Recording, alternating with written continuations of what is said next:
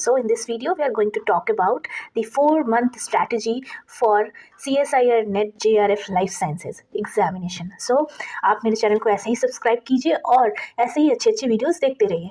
So हमारी strategy क्या होनी चाहिए 4 महीनों के लिए. हम रोज़ सोचते हैं कि आज से पढ़ेंगे, कल से पढ़ेंगे, लेकिन वो आज और कल कभी ही नहीं आ पाता. So हम आपसे बोलेंगे कि हम अभी से ही पढ़ेंगे. हमें अगर 10 मिनट भी मिलेगा तो हम 10 मिनट में ही एक टॉपिक को कंप्लीट करेंगे. So basically CSIR net life sciences में 13 यूनिट्स है जो पार्ट बी एंड सी में आते हैं एंड वो यूनिट्स बहुत ही वास्ट हैं. ठीक है, उनके पर आपको अच्छे से टाइम देना ही देना पड़ेगा. और सेक्शन ए जो है वो जनरल एप्टीट्यूड है. सो बेसिकली वो 20 क्वेश्चंस आते हैं जिसमें से 15 करने होते हैं. अगर हम डेली भी उस पर आधा या 1 घंटा देते हैं अभी इन 4 महीनों में तो हम आराम से सेक्शन ए को कवर कर लेंगे. लेकिन अगर आप पार्ट बी और पार्ट सी पे अगर आधा या 1 घंटा देंगे तो आप कभी क्रैक नहीं कर पाएंगे. ठीक है, सो हमारा मेन मोटो यही होना चाहिए कि हमारे नेट के पेपर से पहले हमारा ऑलमोस्ट 10 चैप्टर जो है वो कंप्लीट होना चाहिए. ठीक है, 13 है, मैं आपको 3 के लिए फ्लेक्सिबिलिटी दे सकती हूँ कि आप 3 छोड़ दो. आप कम से कम 10 तो कंप्लीट कर लो, नहीं हो तो 8 आपको अच्छे से आना चाहिए, 8 चैप्टर्स. सो ताकि आप जो है वो अच्छा स्कोर कर पाओ हमारे नेट और JRF के पेपर में. नेट और JRF के कट ऑफ में थोड़ा का ही अंतर रहता है, तो हमारा टारगेट JRF होना चाहिए. पर ठीक है, अगर आप लेक्चरशिप के लिए अप्लाई करना चाहते हैं सो आप नेट के बेसिस पे भी दे सकते हैं. सो इस वीडियो में हम यही बात करेंगे कि कैसे हम एग्ज़ाम के लिए तैयारी करें, हमारी क्या स्ट्रैटेजी होनी चाहिए, हमें कब कौन से कंसेप्चुअल क्लैरिटी करनी चाहिए, हमें कितने देर PYQ सॉल्व करने चाहिए, हमारा प्लान क्या होना चाहिए. सो चलिए वीडियो में देखते हैं आगे.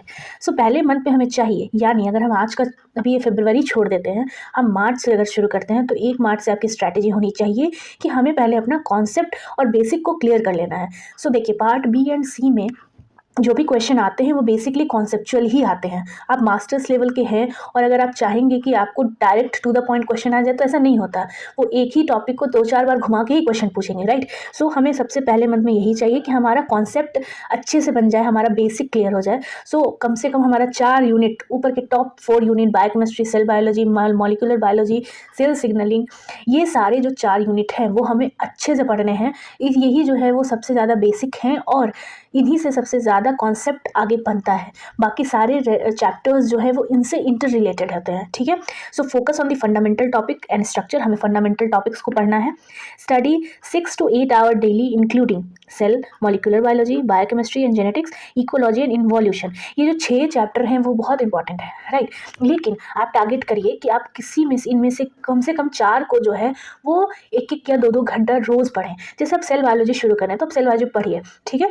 पर आप देखेंगे कि बायो केमिस्ट्री का जो है बहुत सारे पाथवेज है. सो आप टारगेट बनाइए कि आप कम से कम 2 पाथवेज जो है वो रेगुलरली रिवाइज करेंगे या याद करेंगे या देखेंगे. ठीक है, नोट्स वैसे बनाइए जो आपको एक बार देखने पर समझ में आ जाए, अच्छा ये ऐसे लिखा हुआ है, ऐसे लिखा हुआ है, इसका ऐसा होगा. सो कोशिश करिए कि पॉइंटर्स में नोट बनाइए या वर्ड्स लिखिए या फ्लो चार्ट के अकॉर्डिंग पे बनाइए. पार्ट बी का जो क्वेश्चन आता है MCQ, उसको आपको हर संडे को रेगुलरली रिवाइज करना है.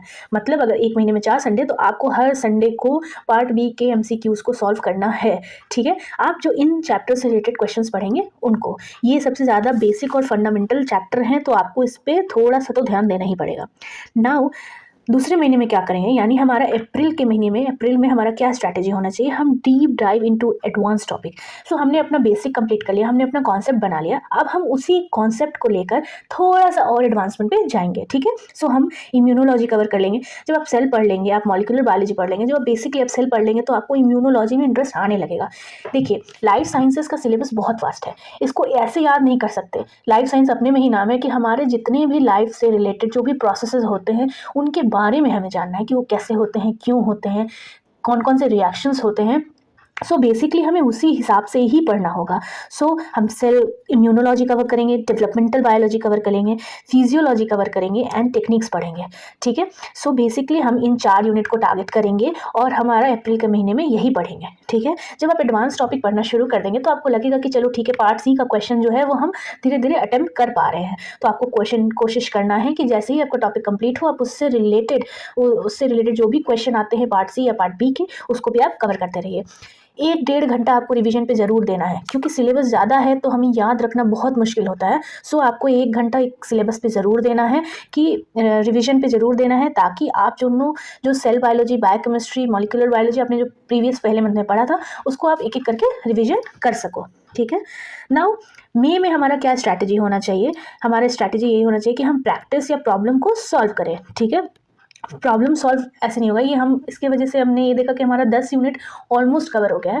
सो हम कोशिश करेंगे कि इन सब का रिवीजन चलते रहे और हम 1-2 और यूनिट को कवर अप कर लें। बट अगर आपसे नहीं हो पाता तो कोई बात नहीं है, हमको घबराने की ज़रूरत नहीं है। आपने मोर देन सफिशिएंट इसको कर लिया है, तो आपको थर्ड मंथ में यही करना चाहिए कि आपको PYQ सॉल्व करना है, ठीक है।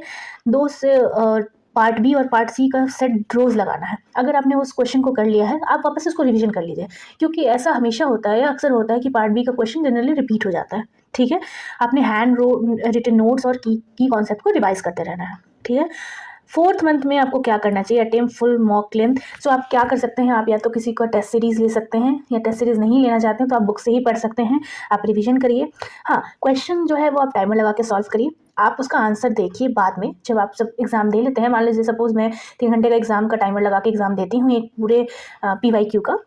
उसके बाद आप कोशिश करिए कि आपने जो जो गलती की है, जिस जिस टॉपिक में गलती की है, उसको एक अलग से पेज पे लिखिए और आप वो टॉपिक को वापस से पढ़िए, ठीक है। उस टॉपिक को वापस से पढ़ेंगे तो आपको उसका जो आपको उसमें गलती की है, आपने उसमें समझ आ जाएगा और आप जो है वो वापस से उस टॉपिक पे अपना कमांड कर लेंगे, ठीक है। सो क्विक रिवीजन करना है, फ्लैश कार्ड बनाना है और कॉन्सेप्ट मैप करना है, ठीक है।